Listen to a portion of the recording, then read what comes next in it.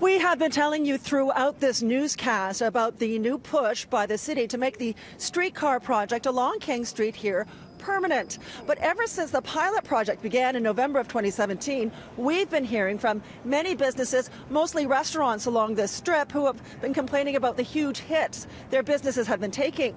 The mayor said today that the economic data was analyzed and it was found that restaurant spending was down, but only by 1.2%.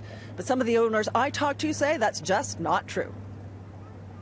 I don't believe it. I don't think there's anybody that is along this strip that says, oh, I really like it. It's great. It's been great for us. Brenda Band owns the restaurant run by celebrity chef Susur Lee. It's been open 18 years, and she says they've never seen a dip in sales like this. And she points to all the empty storefronts where the business has gone under. They keep saying business isn't down, people like it. It's just not true. We've seen a steady decline in business over the last year and a half with no real hope for the future. Ashley Tollis is the GM of Nolan's near John. She says she employs 25 people and dozens of musicians. She feels city staff did not listen to the facts around the demographic of her clientele. They are older. Many come from the 905 and beyond, and they're just not going to take transit. We are disappointed that this is being categorized as a great success when people's livelihoods are at stake. And the most disappointing thing is that we haven't heard publicly yet any talk of listening to any type of compromise. We've definitely have been avoiding laying staff off, but I mean, some of our workers are only working 1 day per week. One restaurant owner right at Bathurst was one of the few we talked to today who says business has taken a big jump,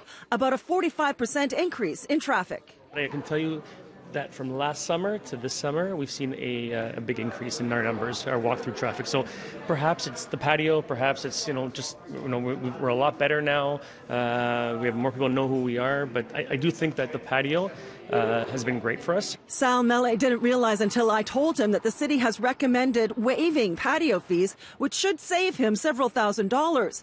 And now that there's every chance his and other patios will be made permanent, he says he's going to make some changes to it. I'm going to spend a little bit more money and really do a really nice job with it, bring some lighting there and some ambient music and make it look really, really pretty. The city has big plans to continue to beautify and improve King. For one thing, the fact that streetcar shelters are still in place before the intersection, while the actual stop is now after the intersection, has caused confusion for riders. That will be changed. First step is to make it better. The long-term plan is to transform King. And in 2023, we will be doing full track replacement on King Street.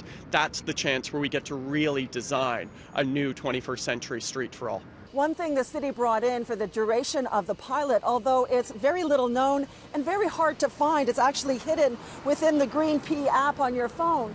But parking on streets around King has actually been free. But unfortunately, the mayor said this morning that will not continue going forward. I'll support that recommendation within the report to discontinue those parking subsidies. Many of the restaurants along here have been pushing for a compromise that they say would make a big difference if traffic could be allowed to move freely on King after 7 p.m. and on weekends. But at this point, it does not look very likely that that is going to happen. Joe Cressy said today that the report recommends keeping the current times and restrictions.